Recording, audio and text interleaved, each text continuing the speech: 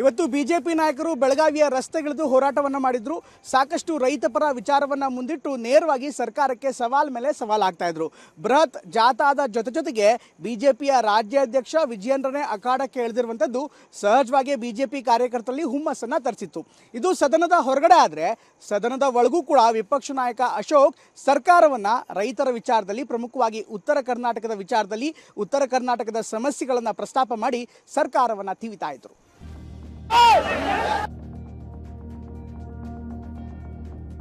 ರೈತರ ಪರವಾಗಿ ನಮ್ಮ ಹೋರಾಟ,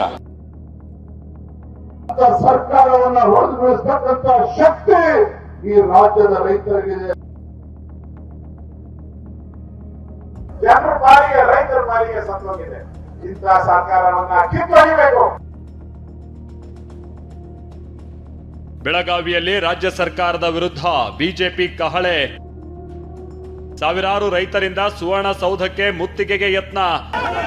ಇದು ಸಮರ, ಇದು ರೈತರ ರೋಷಾಗ್ನಿ. ರೈತರ ಬಗ್ಗೆ ಸರ್ಕಾರದಿಂದ ನಿರ್ಲಕ್ಷ್ಯ ಖಂಡಿಸಿ ಕೇಸರಿ ಮಹಾಸಮರವನ್ನೇ ಸಾರಿದೆ. ಸಾವಿರಾರು ರೈತರು, ಬಿಜೆಪಿ ಕಾರ್ಯಕರ್ತರು ಸುವರ್ಣಸೌಧದತ್ತ ನುಗ್ಗಿ ಬಂದ್ರು. ಸರ್ಕಾರದ ವಿರುದ್ಧ ಘೋಷಣೆ ಕೂಗುತ್ತಾ ಅನ್ಯಾಯದ ವಿರುದ್ಧ ಧ್ವನಿ ಎತ್ತಿದ್ರು. ಬೆಳಗಾವಿಯ ಸುವರ್ಣಸೌಧಕ್ಕೆ ನೂರಾರು ರೈತರ ಜೊತೆ ಮುತ್ತಿಗೆ ಹಾಕೋಕೆ ಮುಂದಾದ್ರು. ಈ ವೇಳೆ ಪೊಲೀಸರು, ಬಿಜೆಪಿ ನಾಯಕರ ನಡುವೆ ತಳ್ಳಾಟ, ನೂಕಾಟವೇ ನಡೆಯಿತು. ಭಾರಿ ಹೈಡ್ರಾಮಾವೂ ನಡೆಯಿತು.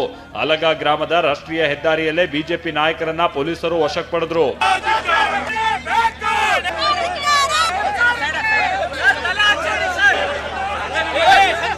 ಕಬ್ಬು ಬೆಳೆಗಾರರು, ಮೆಕ್ಕೆಜೋಳ ಬೆಳೆಗಾರರು ಸೇರಿದಂತೆ ರಾಜ್ಯಾದ್ಯಂತ ರೈತರ ಬಗ್ಗೆ ಸರ್ಕಾರದ ನಿರ್ಲಕ್ಷ್ಯವನ್ನ ಬಿಜೆಪಿ ನಾಯಕರು ಖಂಡಿಸಿದ್ರು. ರೈತ ವಿರೋಧಿ ಸರ್ಕಾರಕ್ಕೆ ಉಳಿಗಾಲ ಇಲ್ಲ ಅಂತ ಬಿಜೆಪಿ ರಾಜ್ಯಾಧ್ಯಕ್ಷ ಬಿವೈ ವಿಜಯೇಂದ್ರ ಎಚ್ಚರಿಕೆ ಕೊಟ್ಟರು.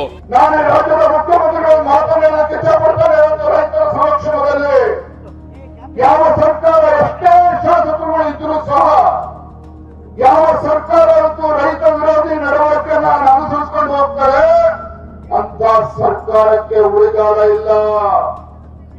ಅಂತ ರೈತ ವಿರೋಧಿ ನೀತಿಯನ್ನು ಅನುಸರಿಸತಕ್ಕಂಥ ಎಷ್ಟೇ ಸರ್ಕಾರ ಸುಭದ್ರವಾಗಿದ್ರು ಕೂಡ ಅಂತ ಸರ್ಕಾರವನ್ನ ಹೊಡೆದು ಬೀಳಿಸತಕ್ಕಂಥ ಶಕ್ತಿ ಈ ರಾಜ್ಯದ ರೈತರಿಗಿದೆ. ರಾಜ್ಯದ ರೈತರಿಗಿದೆ, ಅದನ್ನು ಮರಿಬಾರದು. ರಾಜ್ಯದ ಮುಖ್ಯಮಂತ್ರಿ ಸಿದ್ದರಾಮಯ್ಯವರು ಸತ್ತೋಗಿರೋ ಸರ್ಕಾರ ಅಂತ ವಿಪಕ್ಷ ನಾಯಕ ಆರ್ ಅಶೋಕ್ ಬೆಂಕಿ ಉಗುಳಿದ್ರು.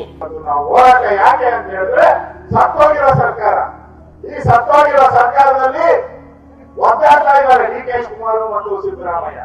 ಈ ಹೆಣ ಹೊರಗೆ ಮುಂದೆ ಯಾರು ಹಿಂದೆ ಯಾರು ಅಂತ ಒದ್ದಾಡ್ತಾ ಇದ್ದಾರೆ. ಮುಂದೆ ಹೊರಬೇಕಾ, ಹಿಂದೆ ಹೊರಬೇಕಾ, ಅಷ್ಟೇ. ಸತ್ತೋಗಿದೆ, ಜನರ ಪಾಲಿಗೆ, ರೈತರ ಪಾಲಿಗೆ ಸತ್ತೋಗಿದೆ.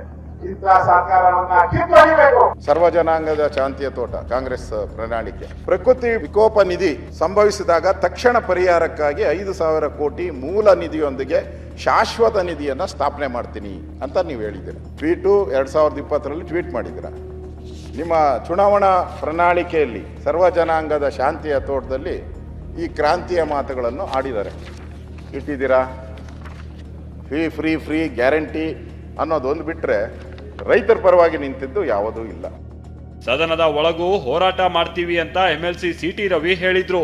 ಎಲ್ಲಾ ತಾಲೂಕು ಜಿಲ್ಲಾ ಕೇಂದ್ರಗಳಲ್ಲಿ ಹೋರಾಟ ಮಾಡಿ ಬೆಳಗಾವಿಗೆ ಬಂದಿದ್ದೀವಿ. ಹೊರಗೂ ಹೋರಾಟ ಮಾಡ್ತಾ ಇದ್ದೀವಿ, ಒಳಗೂ ಹೋರಾಟ ಮಾಡ್ತಾ ಇದ್ದೀವಿ. ರೈತರ ಪರವಾಗಿ ನಮ್ಮ ಹೋರಾಟ. ರೈತರ ಪರ ಇಂದಿನಿಂದ ಅಸಲಿ ಹೋರಾಟ ಆರಂಭಿಸಿರುವ ಬಿಜೆಪಿ ನಾಯಕರು ಸದನದ ಒಳಗೂ ಹೋರಾಟ ಮಾಡೋದಕ್ಕೆ ಪ್ಲಾನ್ ಮಾಡಿಕೊಂಡಿದ್ದಾರೆ. Bureau report, TV9.